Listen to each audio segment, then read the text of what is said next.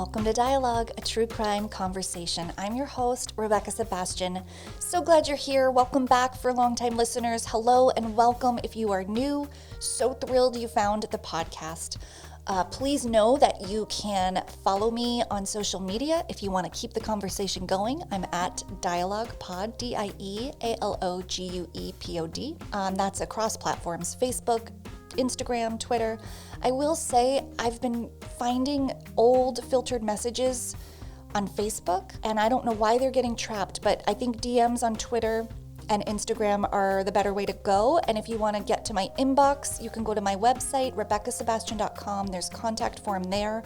That's a very straightforward way to make sure that I see your message. I would love to hear from you. Welcome to the podcast. We are moving right along in our true crime writer series, and today's writer is a real gift. Her conversation and her book to me were personally really meaningful, and you're going to hear why when you hear the interview. I really kind of don't hold back in my gushing about what I feel Charlotte Bismuth did so well. So Charlotte Bismuth she is currently a private practice attorney, but she was an ADA in New York City, and she served in the Special Narcotics Office, which prosecuted felony crimes around drugs.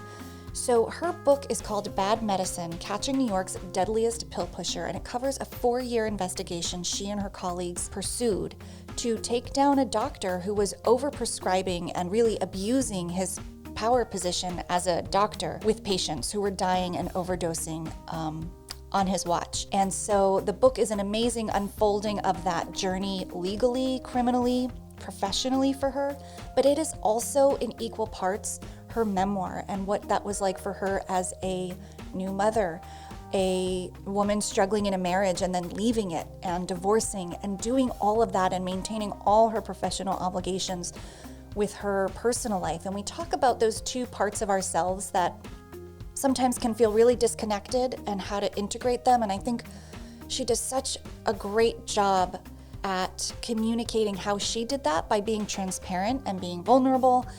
And I just think everybody, men and women, need to read more stories like that, where people show up as their full selves in their jobs, kind of the good, the bad, and the ugly. But don't mishear that. She did amazing work, and it was the first case in New York State where a doctor was criminally tried for manslaughter, and you will hear the outcome.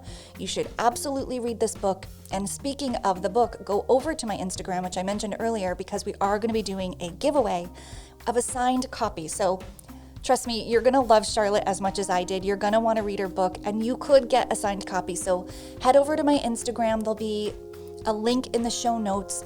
Make sure you are over there and following so you can hear how to win this signed copy. And without further ado, my wonderful conversation with Charlotte Bismuth.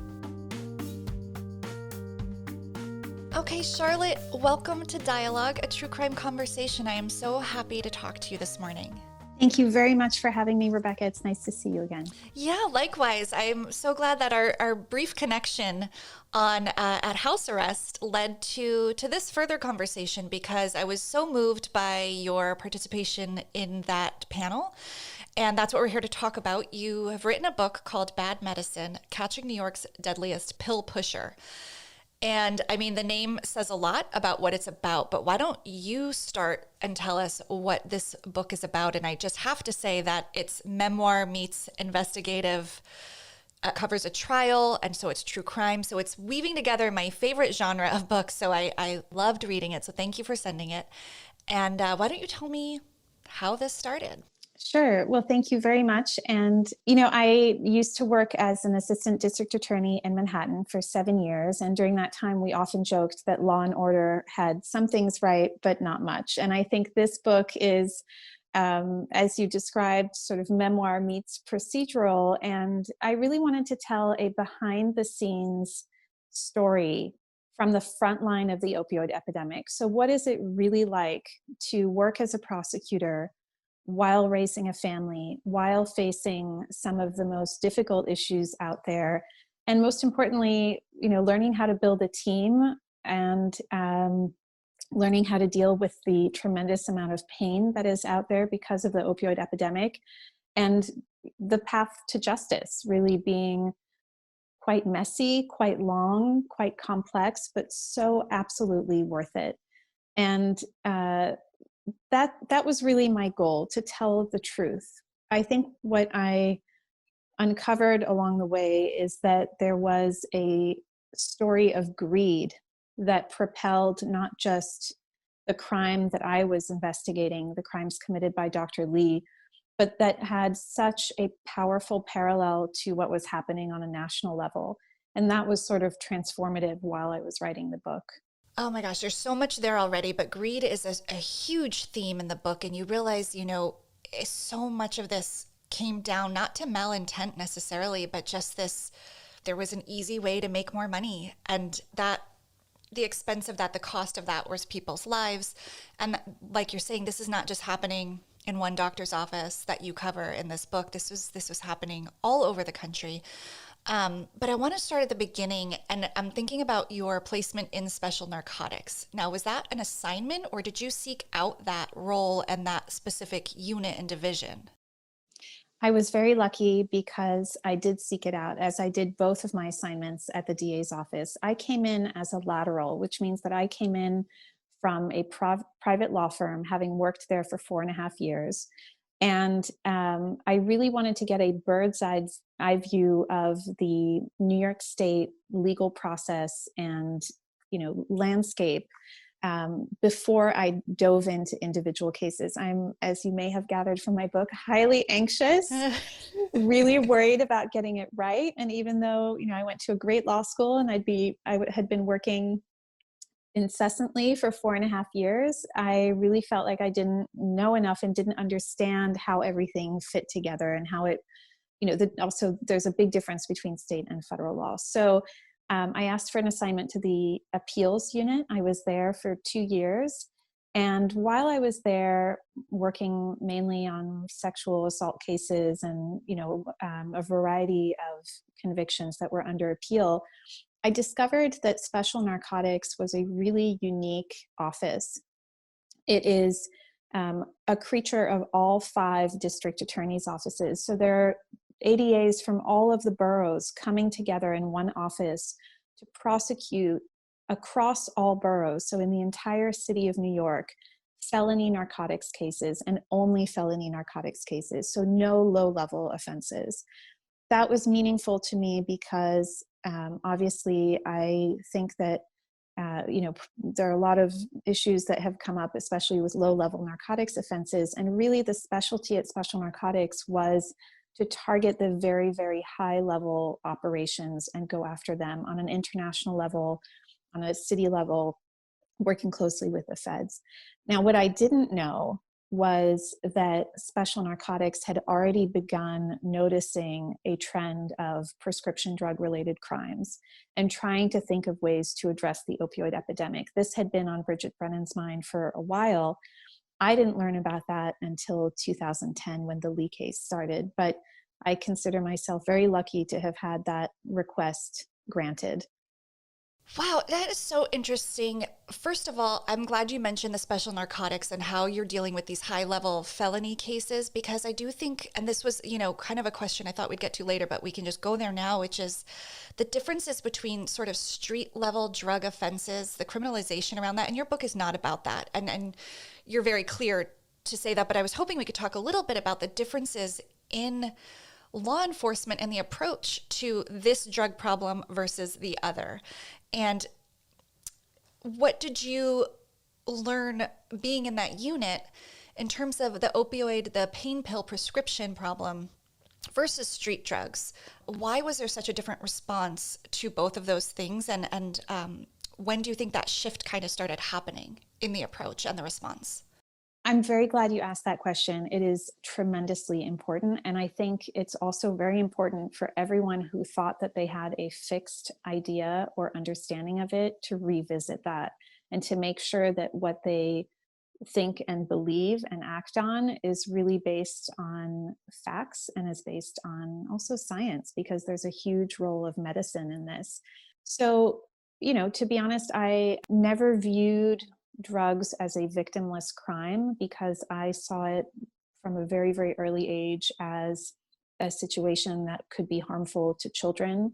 and that made lives very painful and full of suffering. And it was my mission to find accountability for those who were causing suffering among others and profiting from that suffering. Now, I am still learning a lot, and my views are still evolving in some ways. I think, at the time, I didn't understand the extent to which addiction was a disease. That is something that I think many of us understand now. And for those who still have questions, there's a tremendous amount of research out there that makes it very, very clear that people who are suffering from opioid use disorder or other use disorders are really, are really struggling against a force that is not within their control. So when you ask, what made the difference, I think what made the difference was certainly a racial bias, a socioeconomic bias, and also a lack of understanding of addiction and how it worked. And it's not a question of somebody's character.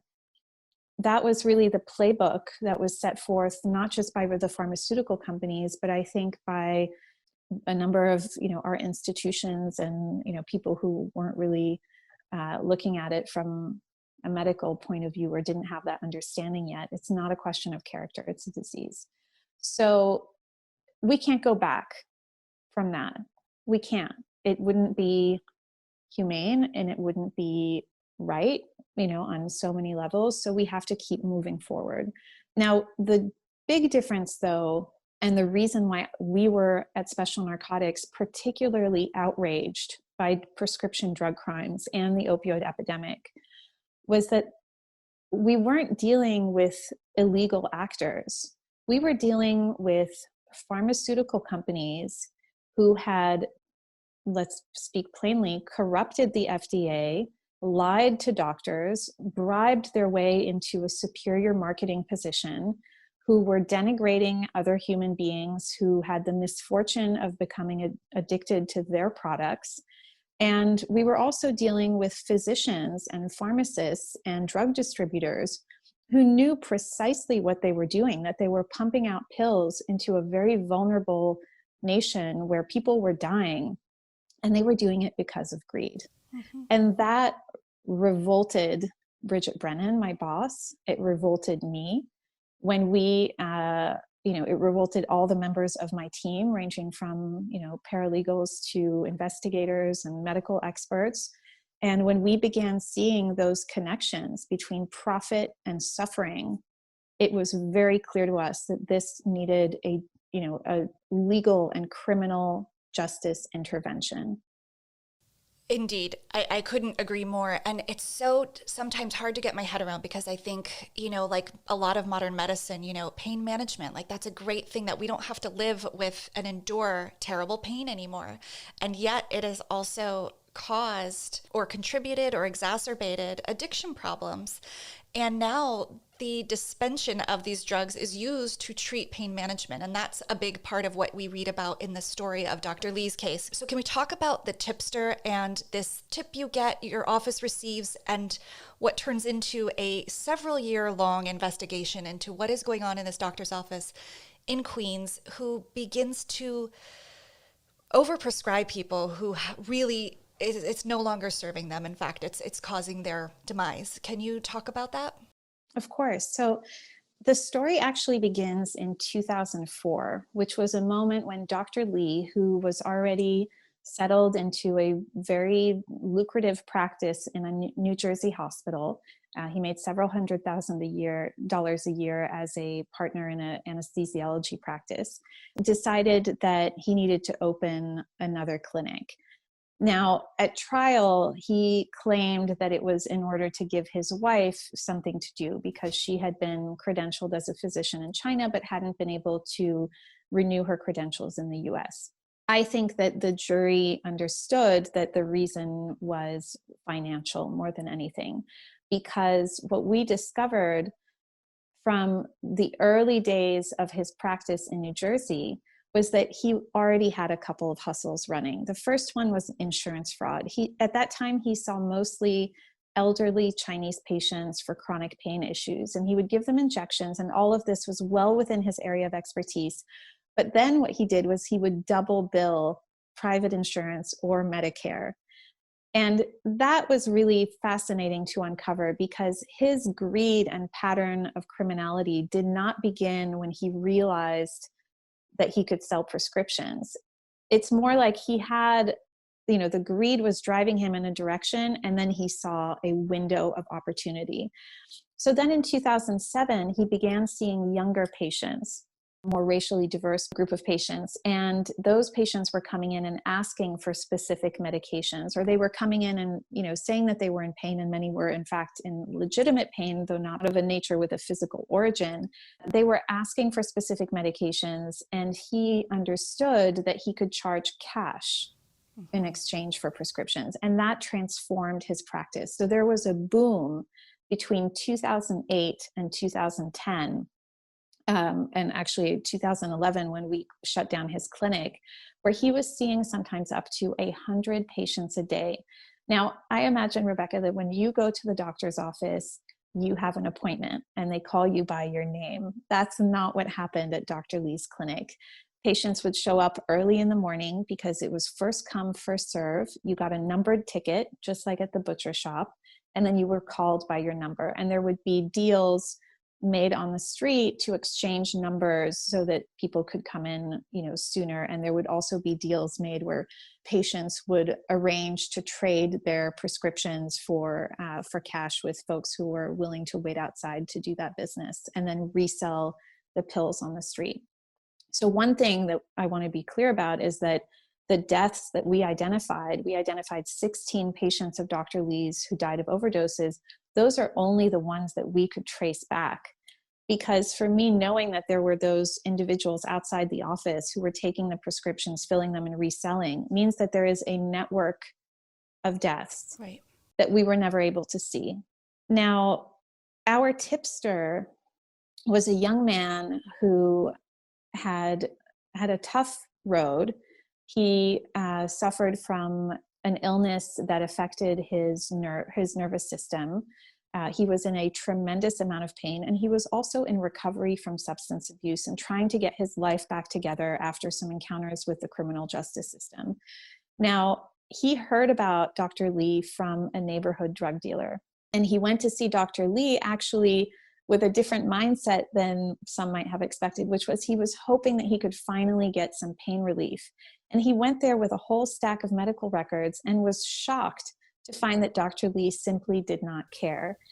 He didn't care to read them. He didn't really digest them. The next time the tipster came back, Dr. Lee couldn't remember him, couldn't remember his condition. And then this patient who was on disability with Medicare expected that the visit would be covered by Medicare, meaning that he would have no out-of-pocket payment. Well, not the case. Dr. Lee told him that he would have to pay $100 in cash, and that when Medicare paid Dr. Lee would pay the patient back. That never happened. So he came to a point where he was so outraged, not just to see that this was a physician who didn't care about pain management, but that it was also a physician who was abusing the Medicare system, exploiting Medicare patients. And of course, he was seeing the lines of people. He knew what was going on there. And luckily for many families, he decided to call the police. And I think he saved many lives. And I will always be in, profound admiration of him, because he took a big risk in his community and in his neighborhood.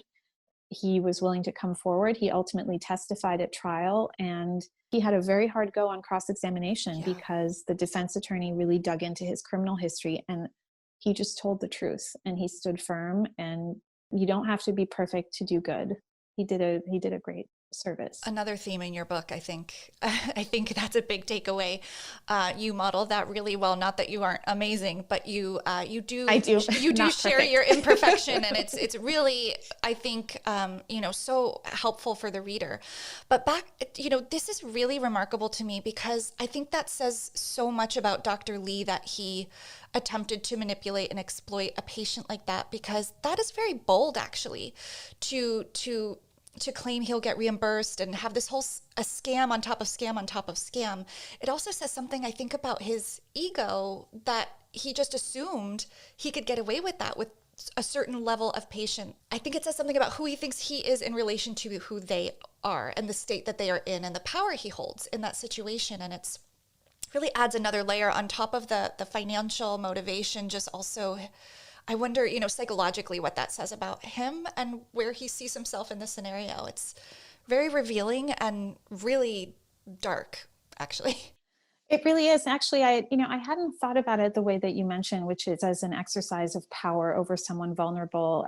I think that is accurate. I felt that there was a dehumanization process happening where he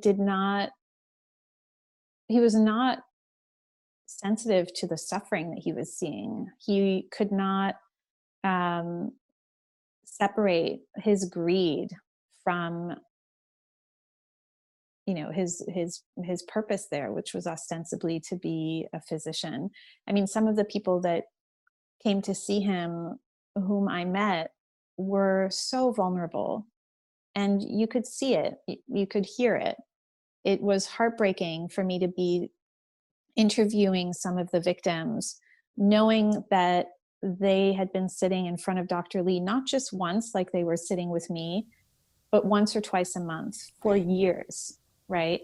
But you also bring up something really important, which is how could he get away with it? And there was one really shocking moment for me in the investigation where, I had been really puzzling over all of this insurance stuff. And, special narcotics is not a Medicare specialty office. We really had to learn. And luckily we worked very closely with the incredible people at the Federal Office of the Inspector General at the Department of Health and Human Services. And I would particularly name Jean Stone, who is not just a fashion icon, if you look her up, but she is also absolutely brilliant. And she taught me everything I needed to know about Medicare. Some people thought it was a little crazy for us to go down that rabbit hole, but we knew that the story had to be about greed, and we knew that that's where the truth lay. But so during, this puzzle, as I was trying to figure out the claim forms and the codes and what does it mean and where does the money go and how does it work, what are the rules, I sat down with the medical director of a private insurance company. And I had all these claim forms in front of me where he had been double billing. And I said, how did this go on for so long? Explain to me how do you just pay on these claims without checking? And with a, absolutely straight face, he said, well, the system is based on trust. And the fact is that, as he explained, really enjoy a tremendous amount of trust, not just from insurance companies, but from the DEA, from the FDA, from society. We trust them, even if a medication is, allowed to be marketed for a specific use, they have the discretion to prescribe it for other uses. When they submit claim forms, there's a very low level of verification. There may be an occasional audit, but they're quite, they can be quite superficial. And Dr. Lee really exploited that. I can't even tell you how angry it made all of us to think that for some of these patients, when they told their families, well, don't worry, I'm not taking any illegal drugs, I'm seeing a doctor, and their families would say, okay, that makes me feel better. Or parents who had refused to give their children money when they knew that the child was going for a doctor's visit, they would give them money because they trusted the doctor, or they would pay for the prescription, not knowing that prescription was a path to incredible harm. Dr. Lee exploited that trust on a systemic level and on a personal level. So essentially your strategy became following the money, right? I mean, that's where you were able to go back and prove all these things all the way back to 2004, which, the judge ended up really hearing and receiving and digesting, and we can get to the end, but that was crucial. As hard as that was, I mean, that's why we're talking about a 4-year investigation. This is slow, like in the weeds work. I don't think I am detail oriented enough to probably stay with it for a week. I mean, I just can't even imagine. I think you'd be very good at it. Oh my gosh. I'm shocked to hear that, because it doesn't feel like that when it's happening. It feels like, it really feels like you're working on a puzzle. And so every piece pushes you to the next piece, draws you in. And, something like following the money, there's always an open question, and you have this hunger and this, obsession to get to the next point, not just because intellectually it's necessary, but because looking into the eyes of people who have lost someone, or knowing that there's, a young man in a grave somewhere who's been labeled as an accidental death and it was a homicide, like it keeps you going. And Yeah. It's consuming because you have a purpose. That resonates. I guess I'm sort of transferring my experience of opening my statement from my insurance company and trying to interpret it and just looking for like the end balance. Like, what do I owe? What did they take? Like, and just getting frustrated even at that. So I think that's where I'm speaking from. But yes, the way you describe it, I think I would be all in if the assignment was mine. So back to this idea of the power doctors wield and sort of the trust they have just built around the way the system is designed to sort of defer to them. What do you think needs to change, and have you seen any changes in transparency in that process? I mean, I would think maybe not taking cash payment would be one way. Like, what else needs to be in place, or is it already, and Dr. Lee was just completely operating outside of those protections? He was, but also there were insufficient barriers or safeguards and verification. Many things have changed already as a result of the Dr. Lee case. The state of New York implemented the iStop law, which required physicians to check in a database before issuing a prescription whether their patients had been receiving controlled substances from other physicians. Now, that database existed before, but it was voluntary. Oh, wow. Interestingly, Dr. Lee elected to have access to it. So he was sort of on the cutting edge of that technology. He had signed up voluntarily for the system, but what he did, which won't surprise you, is he monetized the information. So when he found out that one of his patients was seeing other doctors and receiving controlled substances, he would slap on an extra $50 in cash fee.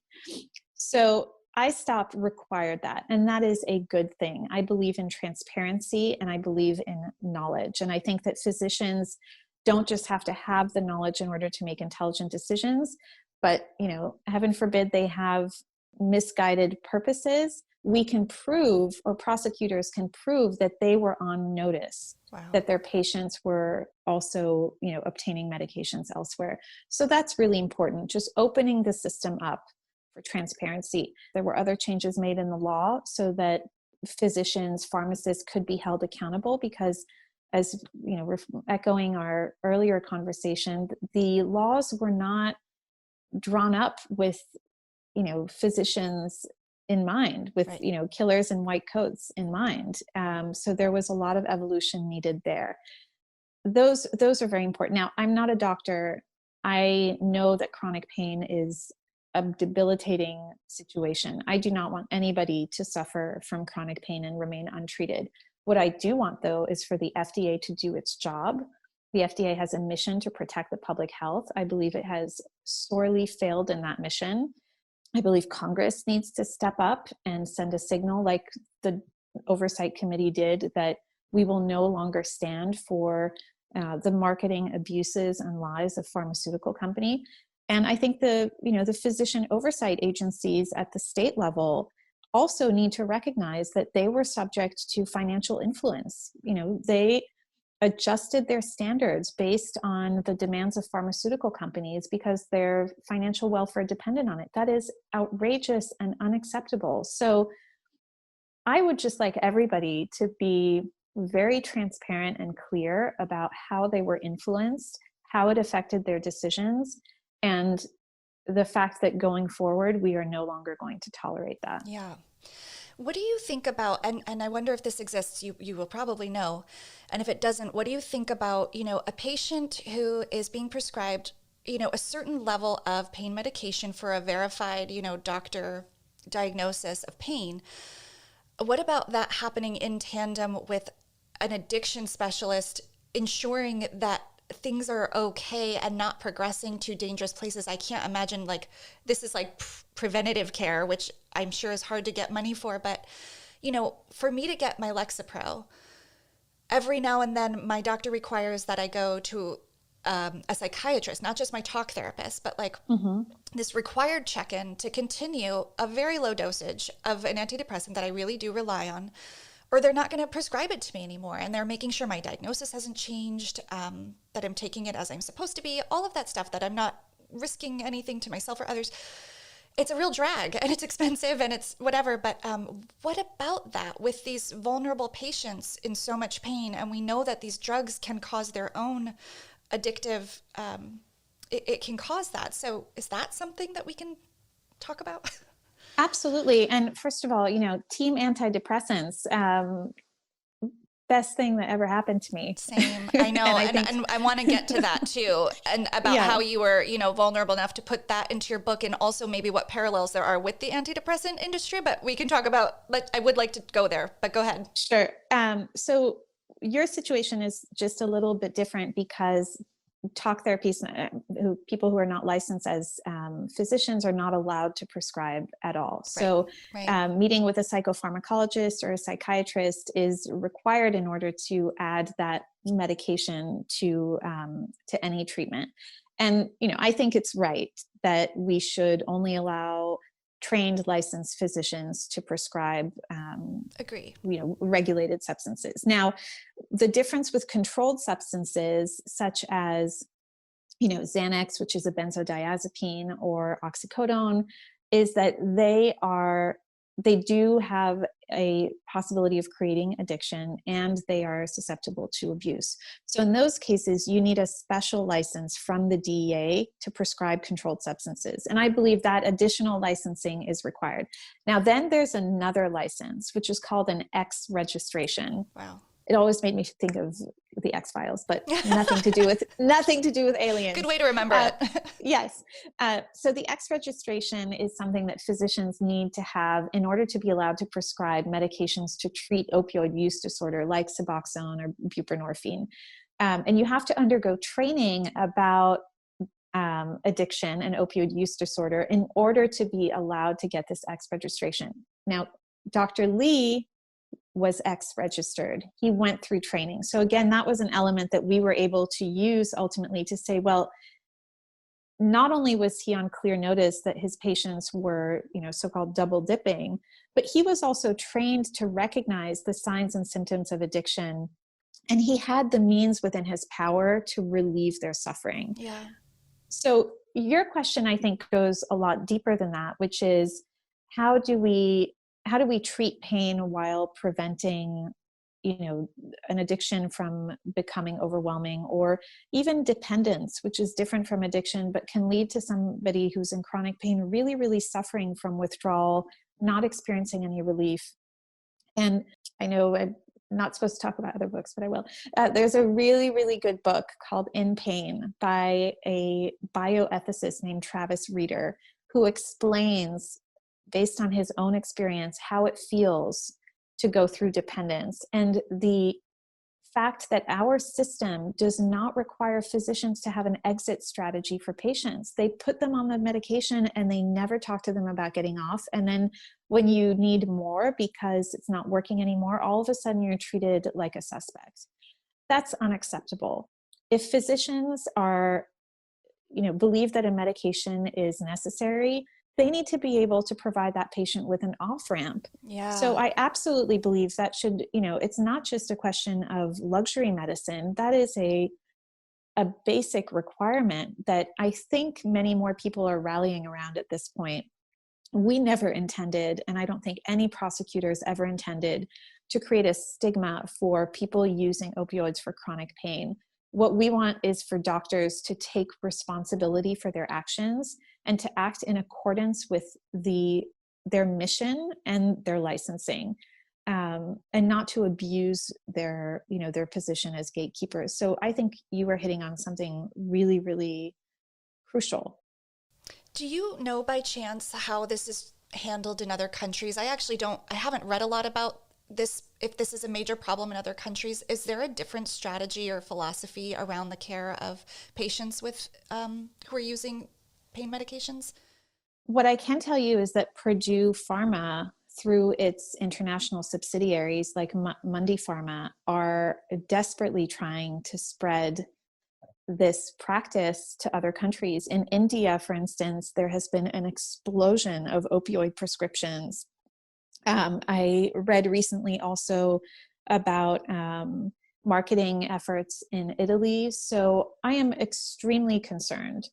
And one of the issues is that because this has been, sort of this background noise epidemic, something that we've almost become accustomed to, which is absolutely insane, we're not helping our, fellow nations and our allies to think about, well, what could happen in their communities, right? And the question almost isn't what are the current practices with prescriptions, but what safeguards, if any, do they have to prevent from happening there what happened here, which is, we have the DEA, we have professional oversight agencies, we have this incredible infrastructure, right, to sort of scaffold our society in the healthcare system, and it failed. It failed.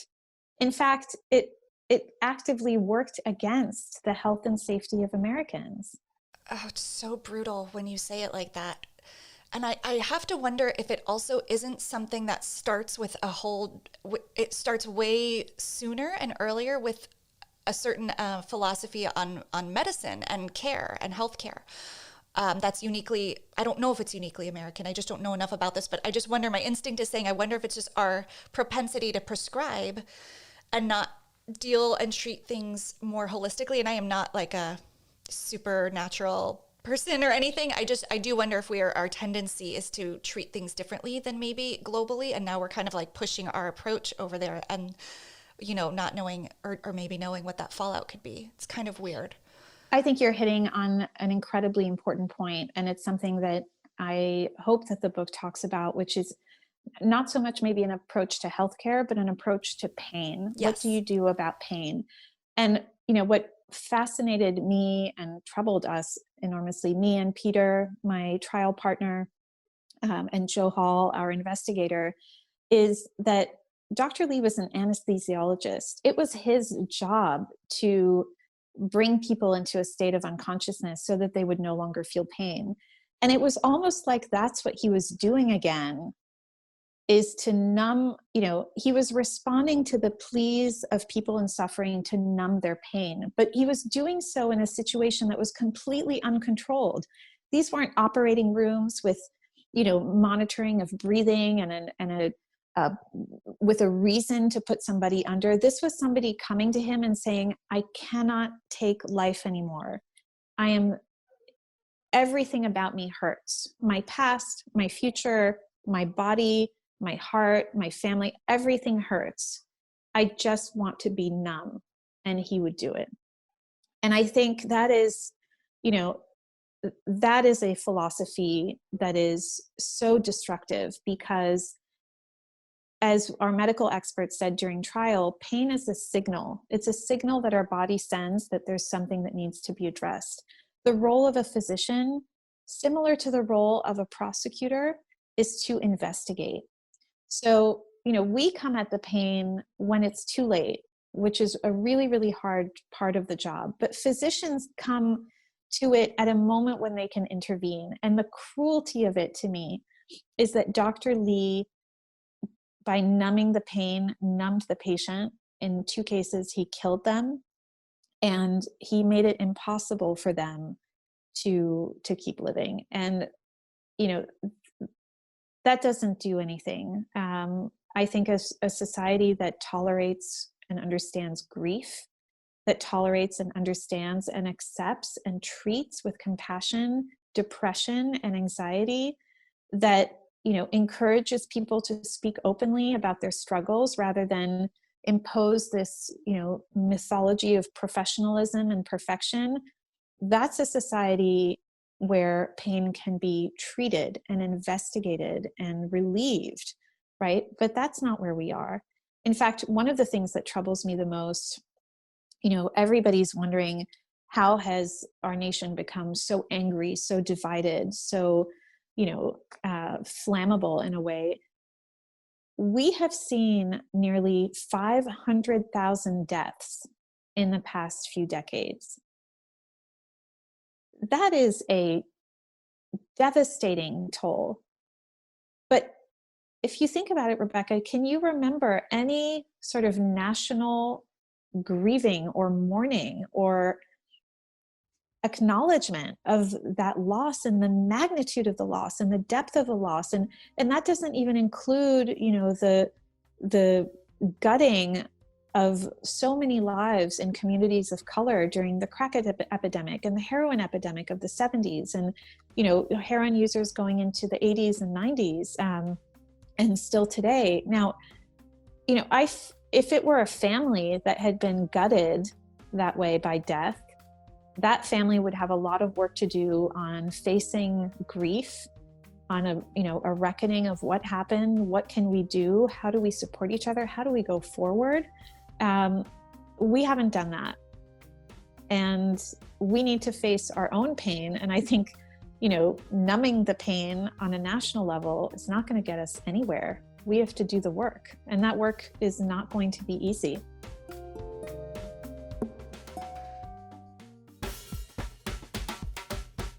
I am so pleased to tell you that today's episode is brought to you by Kind Bar. True story, Kind Bars are the only bars I can eat or tolerate. They're the only ones that taste good to me, and I love what they're about, and they're doing something really cool with a new initiative that I want to tell you about today on Dialogue. Kind is deeply committed to crafting food with real, recognizable ingredients, a disruptive notion that sparked the creation of a new healthy snacking category. Kind is unapologetic in their efforts to challenge the status quo, to shift the food industry, and empower their community and our listeners to make better, informed choices about health. Kindness can be a transformative force for good, and that is why Dialogue is teaming up with Kind and Podgo to bring our listeners 10 or 15% off for military, teachers, students, first responders, doctors, and nurses. How cool is that? Go to podgo.co/kind. That's podgo.co/kind, KIND. Kind Bar,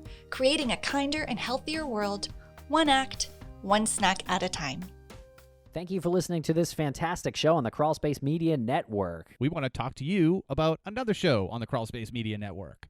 If you like true crime, we've got something a little bit different for you with Empty Frames. We cover art crime, and mostly an art heist that happened in Boston, Massachusetts in 1990. Not any heist, Tim. We're talking about the Isabella Stewart Gardner Museum heist that happened on March 18th, 1990, and it is considered to be the most successful and valuable heist in history. That's right. Those nasty thieves stole works from Vermeer, Degas, and Rembrandt, and there is currently a $10 million reward for the return of the stolen artwork. Not a single piece of evidence has ever been retrieved from this heist, so dive into this mystery with us in Season 1. And in Season 2, we tackle other art crimes and other moments in art culture. We chat with the owners of an antique store who found that famous stolen de Kooning painting. We discuss a stolen Da Vinci with our good friend Turbo Paul Hendry. And in Season 3, we dive back into the Gardner heist. That's right. We open the doors back up to the Gardner heist in Season 3, and we even introduce a brand new theory that is very far removed from the current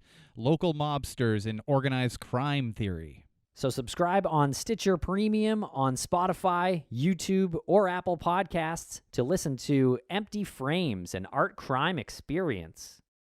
Oh my gosh, I'm like nodding like a crazy person over here. I am feeling what you're saying so deeply, and I think it is, I think the power of some kind of confession or like lament for the destruction, I don't know if it's a responsibility we need to take, it's an acknowledgement, and in so many places. Like I think we've identified, 2020 has uncovered, like we've got some systemic problems. We are broken, and we have to grieve it, like you're saying. And I think that's where the power and the truth can start, like finding the cracks to come through. And, I'm thinking about your story in the book, and this is a perfect segue to, you're walking the walk. Your book, in addition to this fascinating investigation and trial, really dispels myths around like the perfection of working motherhood, which I know might feel like a little like what's the word, whiplash for listeners, but you'll understand that's a real thing. That's a real construct that people struggle with generally, but like working women and mothers, I think really feel a lot of pressure. And I thought what you did so beautifully in this book was talk about it and just say it and name it. And it, instead of discrediting you, I think just gives you so much authority, and there's so much like trust I had in you as the leader of the book and the story. And that's what I find happens when people share that way, is that it like removes barriers. And you didn't charge in as this lawyer. You said it at the beginning of this interview, you know, you're the first to admit what you don't know. And your whole book is about like how you learned and the people you brought alongside of you to teach you to get where you needed to bring this case. And you shared your familial, personal life alongside your professional one, because we aren't two people. We're one person in all our spaces. And I just thought your book did such a great job at that. I think people are really, I think, you know, men and women need to read this to accept an invitation to integrate ourselves into our whole world. So I just wanted to say that you did that really beautifully. And I can imagine that was hard. Thank you. Well, you're bringing tears to my eyes because I was terrified, and I still am, to be honest.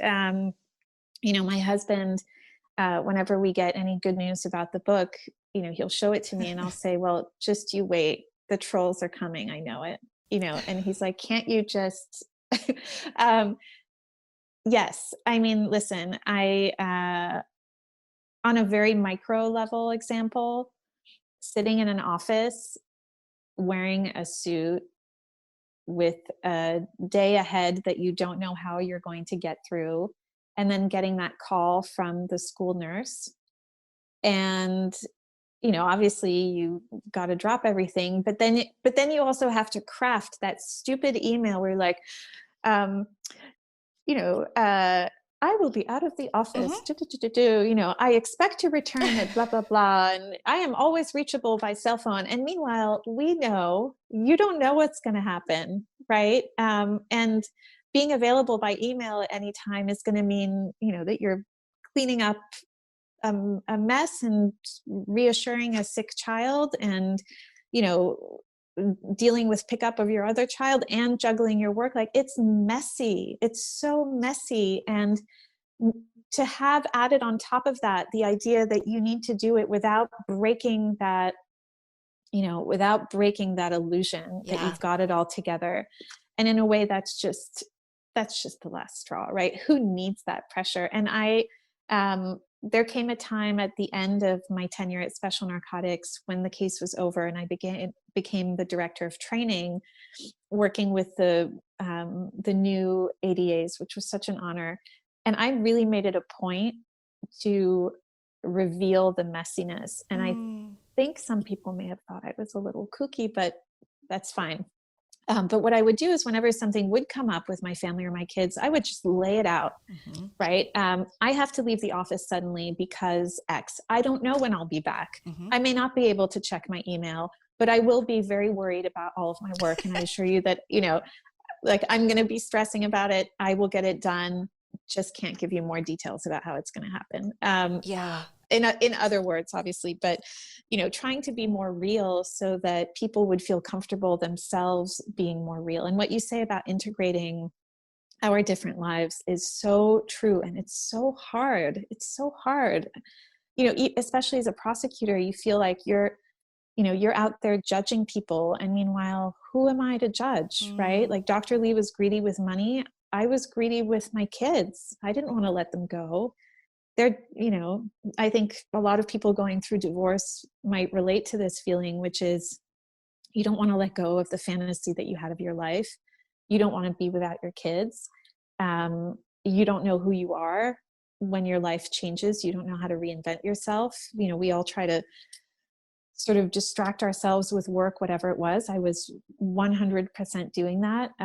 Luckily, it was very meaningful work, but it's hard to see the truth. I don't think anybody can see the entire truth because we often can't see many of the good things. And it's a struggle to accept some of the difficult things, but I just want to be leaning in that direction. Yeah. And I often think, I think about the instructions that we give to juries. We tell them that they have to be impartial, that they have to set aside their own feelings. And what we're actually saying to them is not, you have to transform yourself into an impartial robot. It's, you have to be leaning towards that goal. That is the direction you have to put your effort in. That is what you have to aspire to. And keeping that in mind, right? Like, this is something that I'm really just going to try to focus towards and move towards. And it eliminates that need for perfection, Right. which is a relief. Never a complete relief. But it helps. Never, but it serves nobody. That's what I'm learning more and more, is this veneer, it serves nobody. It backfires often, and the fallout is usually worse than the discomfort of a moment of being awkward and saying, like, my kids need me. And my kids are a little bit older. Well, they're a lot bit older. And I still need to parent them. I still need to be around, and they're teenagers. So people, I think they can just like autopilot, and they can, and they want to, which is why I need to be around a little bit every now and then to catch something. Like, I'm not apologizing for it anymore. Like, my kids aren't too. I don't make their chicken nuggets, but I need to be here sometimes. Like, anyway, sorry. I think don't be sorry. I'm with you. Yeah. I mean, talk about numbing pain, right? Like, teenagers are going through such a tough thing, especially now. And yeah. And this idea, even on Zoom, that we have to, curate the backdrop, and meanwhile we're having all these like negotiations with partners or spouses or whomever, and it's very tough. And who does it benefit? That's, again, a very important question. I think it benefits those who are in positions of power. Certain men and women who have been able to reach those positions, and who know that if they never uncover how much help and support they have in their own lives to make what they do possible, but they're keeping us very busy trying to build that illusion. I think of one of my first days at the law firm in 2008, and the managing partner of the law firm, this very elegant older man, came and sat in front of us and said, I think it's so important every morning to read the paper cover to cover. Oh, Lord. and we sort of took in the rest of the thing. And then afterwards I went up to him, and I really hesitated because I knew it was a stupid question, but I just kind of wanted to do it anyway. And I said, I'm sorry, how do you do that? When do you find the time? And he really looked at me like I was insane. But, when I was at the law firm, I had I think a 10-month-old baby. There was no way. There was no way. There was no way. And those small comments, I think we have to be real with what we expect, and we have to help people find a way to do it where they don't feel torn and they're really absorbing the information. Yeah. That gets us onto a whole other topic. But anyway, I really appreciate that you noticed that in the book, and I feel really strongly about that. Yeah, well, I'm really glad you included it. And it does nicely align, or not nicely, but it connects to the issues of addiction too, the shame and stigma there. And then in mental health, you're candid in the book about your struggle with anxiety. The more I would think people, especially those with a propensity for addiction, could be honest and not judged, like how much, pain could they be spared, of the emotional variety. So, and the sooner they could get help, and people could receive that and hear that and help them. So, and also to allow them the trust that they will come to the journey that will be right for them. Right. And that our responsibility is to help people stay alive. And I've come a long way on understanding the extent and the meaning of stigma, which I really don't think I did for a long time. I know I didn't. And of coming around to understanding the urgency of harm reduction. If there's one thing that I would like to see happen immediately, it's just universal harm reduction practices, just to give people a chance to keep going, to give families a chance not to lose their kids. So I completely agree with you about that. Can you give an example of a harm reduction practice? Sure. Needle exchange. Yeah. I think for many communities that can seem like a very threatening, sort of unsavory addition to their neighborhood. But, opioid use disorder and other substance use disorders, no racial, class, age, gender boundaries. To have a safe space, a no judgment space where trained professionals are present to make sure that people are using clean equipment and are not going to die alone somewhere where, especially, under the weight of shame and secrecy. There are also safe injection sites where, again, the purpose is to help people understand what it is that they are injecting. So they have, in some cases, they use these machines that can test the substances to detect fentanyl, for instance, and to warn somebody if they're about to use a bad batch. And then if somebody overdoses, there's somebody there to administer Narcan. I mean, I know it must be maybe weird to hear a prosecutor saying this, former prosecutor, but again, if we really believe in saving lives, we have to do the work. From what I understand, even injecting with a used needle is so much more painful. If somebody is already suffering from this disease, why not try to have a world of compassion where they can be saved, physically from that harm? And I also think of one of the families from the Lee case, a former police officer, actually, whose brother was a patient of Dr. Lee's who died of an overdose. He lost his son, his only son, in 2016 to a fentanyl overdose. And his son died alone, in a public restroom. And the pain of this family in knowing that their child was alone, and he was hidden, and they would have done anything to know that there had been somebody there who could have revived him or, tested the product before he injected, just to get him alive to that next opportunity when he might be able to get help. Yeah. So I don't want anybody to have to go through that before they change their mind. Yeah. Thank you for just giving that a little more context. I want to go and talk about the charges for Dr. Lee, because this was a landmark case. Elsewhere in the country, there had been homicide charges to doctors, but it was the first time in New York State. And so what I've learned from doing this podcast and just being a true crime person and Law and Order, which probably 50% is right, going with too aggressive charges can really backfire as a strategy. So how did you come to feel so confident that you could go with getting manslaughter or murder? How did you arrive at that decision with your team? So first, I would dispel the notion that we were ever very confident.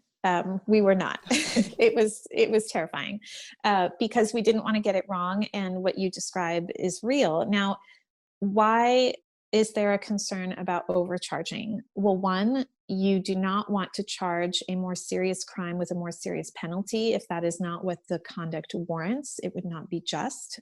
A prosecutor's job, first and foremost, is to do justice, not to, hit as hard as you can.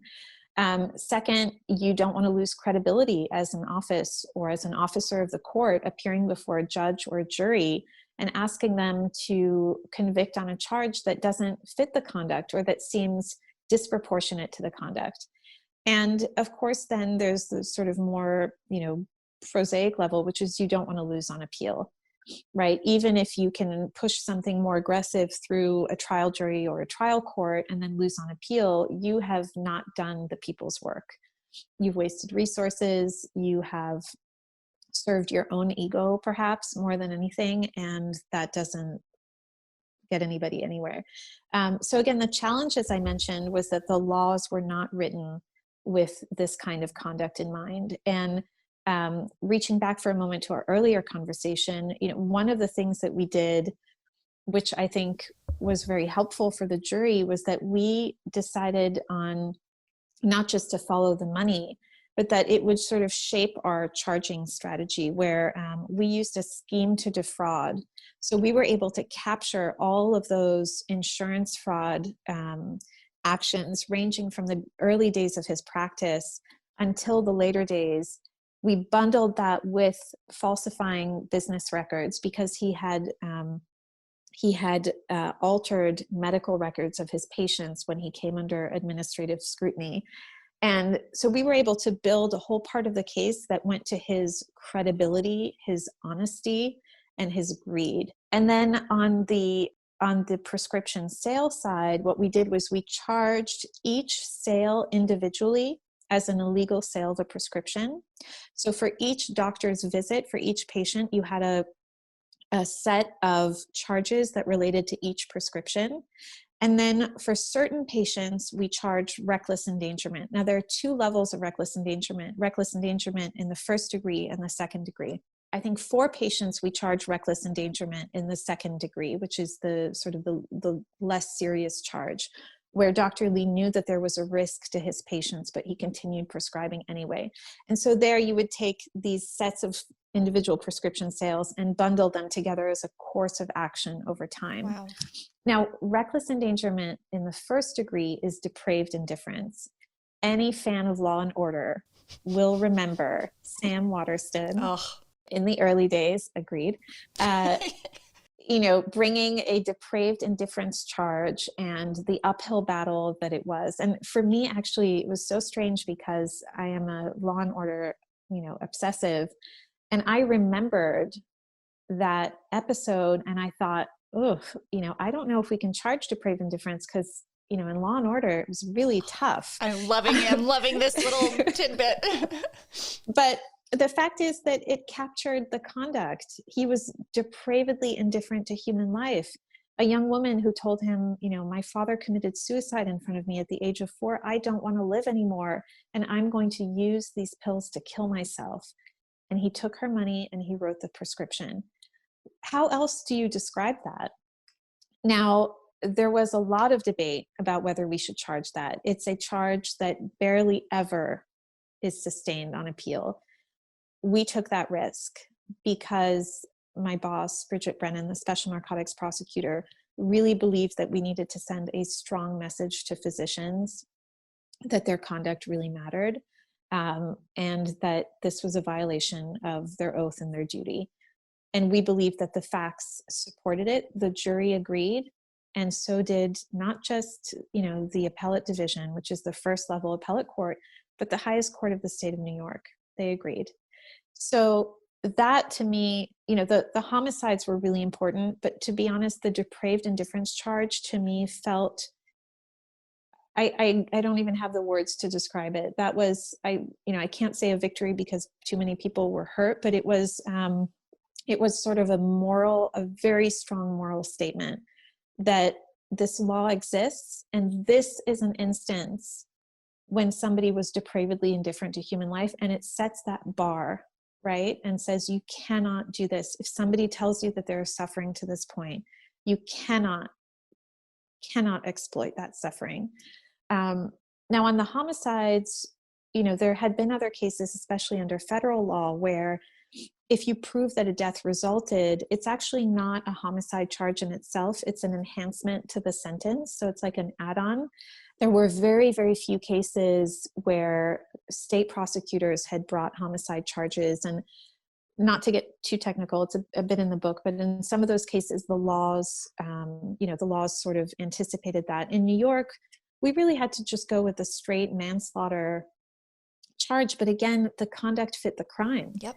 And ultimately, when it went on appeal to the highest court in the state, some of the judges said, well, isn't this a slippery slope where now we could, you could go after pharmacists or pharmaceutical companies? And the answer was, well, again, you have to meet the elements. You have to satisfy the elements, awareness of a risk, and conscious disregard of that risk. And you know what? If pharmaceutical executives are guilty of that and it can be proved, then they should be charged. Right. And they should go to jail. Yeah. I was just going to say, when you're thinking through the judge's response, I'm like, yeah, maybe, yes. Like possibly they might have to come under the same scrutiny. That's why we have laws. Right. Wow. I mean, incredibly groundbreaking and very satisfying. And to hear you talk about the depraved indifference, that's a really interesting element I wasn't aware of. So that's powerful. And yeah, victims. And so it's this gravity, and you want to think of it as a win, but I mean, the cost was so high, but I mean, there must be a lot of satisfaction in the outcome for the families, you know, the people who are living in the wake of that tragedy. It gave them closure. Yeah. I think all of them know that there will never really be any satisfaction. And, you know, the sad thing is that we learned recently that Dr. Lee died in prison of COVID in April. And, I didn't you know, read he that. wasn't sentenced to death. He was sentenced to a prison term of 10 to 20 years. And for the families, it was actually quite painful to know that one other person had gone through a lonely, frightening, and isolated death, because none of them would wish that on anybody. They know too well how painful it is for family members. But, you know, justice was served when he went to prison. It was not served when he died of an uncontrolled infection under those circumstances. Wow, I did not know that. I missed that. That is really wild. That is sad. And I feel for the loved ones of inmates, honestly, during the COVID Absolutely. outbreak. And it also speaks to the inequity of the system again, Yeah. because members of the Sackler family who own Purdue Pharma and have been able to pay their way out of trouble are saving themselves from much more than reputational harm, right? Yeah.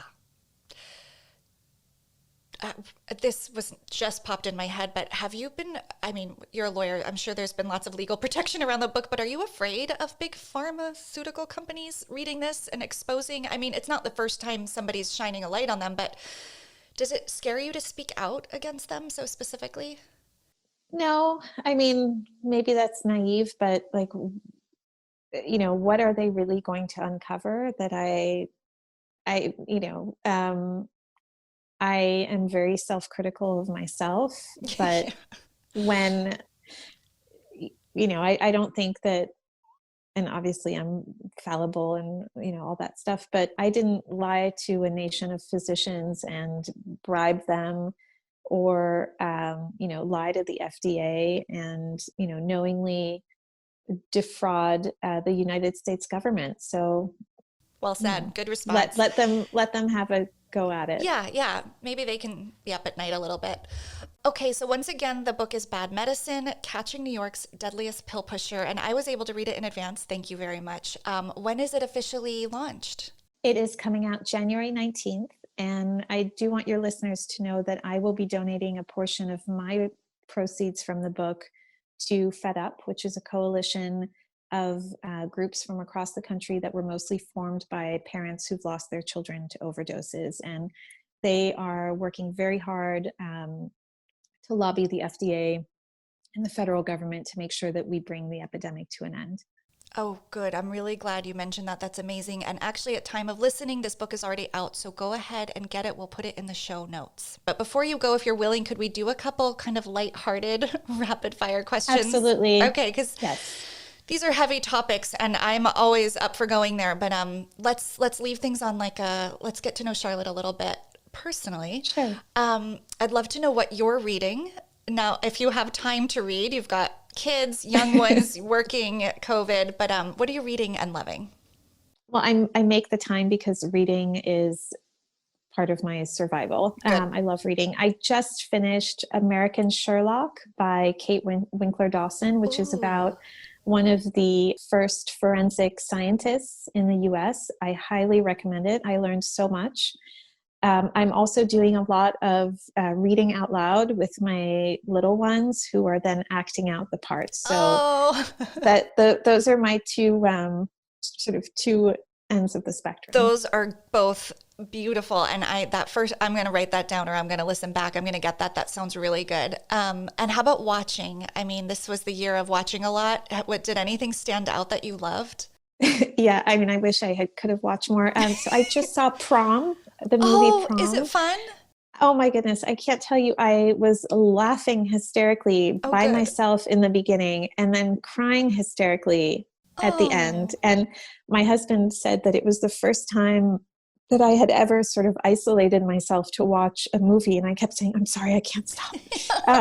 We're also watching episodes of Columbo. I grew up watching Columbo. I love him. So that's been really fun. And then we have a British show that we love. It's called The Great Pottery Throwdown. So it's sort of like the Great British Bake Off, but with ceramics. Oh my gosh. Unbelievable. Where do you find that? Is that on Netflix? I think it's on HBO Max, one of those. Okay. Yeah. I'll find it. Oh, these are so good because they're ones highly I haven't. Suspenseful. I'm warning you. The pottery one? Yes. Who knew? Okay. I love it. How about listening, music or podcasts or both? I do both. I am a very loyal listener of Smartless, which is the podcast of Jason Bateman, Will Arnett, and Sean Hayes. Oh. They have just brought the sunlight into my pandemic. I love it. And I was always sort of a true crime newscast, and I still am. But I needed them to come up with this podcast, and I love it. And then otherwise, we do listen to a lot of music in the house. Right now, I'm going back to a lot of Bach, just because I find it very soothing. So, Will Arnett, Bach. It's perfect. We got to diversify, it's good. Yeah. It's important. I love Jason Bateman. I love all those guys. And I listen religiously to Dax Shepard's podcast, and he had Will Arnett on talking about it. And I don't know why I haven't gotten to listen to it yet. So that's going to be up next for me. Well, Charlotte, something I ask all my guests before they go is, what is keeping you up at night? Good, very timely question. We have a new member of the family, a 10-month-old puppy named Maui, for the demigod of the wind and sea, obviously. And so he needs attention during the night. Oh my gosh. I am a first-time dog owner. He's 4 now. Actually, his name is... Same here. Okay, so you're in it. I was like, so nobody told me about post-puppy partum depression. Like, I was up with the dog. I was so depressed. My kids were older, so I thought this was going to be like a breeze. I was so exhausted taking care of this amazing puppy that we can't imagine our life without now. So I hear that. Maui is so cute. What kind of dog is it?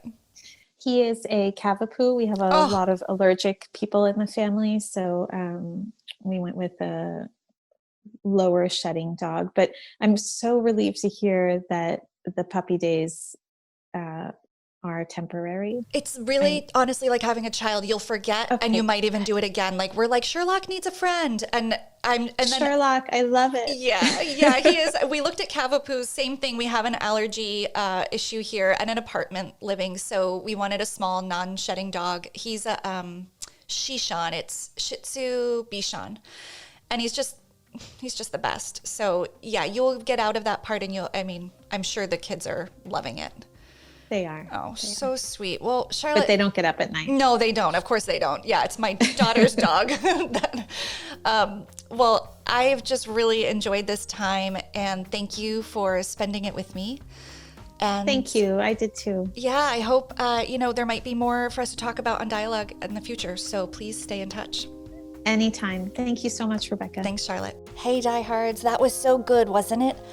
If you are excited about what you just heard and want to read that book, I would encourage you to go get a copy. Or if you want to see if you're lucky and win one, go over to my Instagram @DialoguePod and follow me there, and follow the rules for a simple giveaway where we'll be choosing one winner at random to win a signed copy by Charlotte. Dialogue is a Yellowtape Media production edited by Jason Usry and produced and hosted by me, Rebecca Sebastian. Please be sure to subscribe to Dialogue, a true crime conversation, wherever you listen to podcasts, and follow us on social media. We are @DialoguePod across all platforms. You can also drop me a note or a guest suggestion or sign up for my newsletter at RebeccaSebastian.com. Be sure to join me every Wednesday for a new episode and another killer conversation.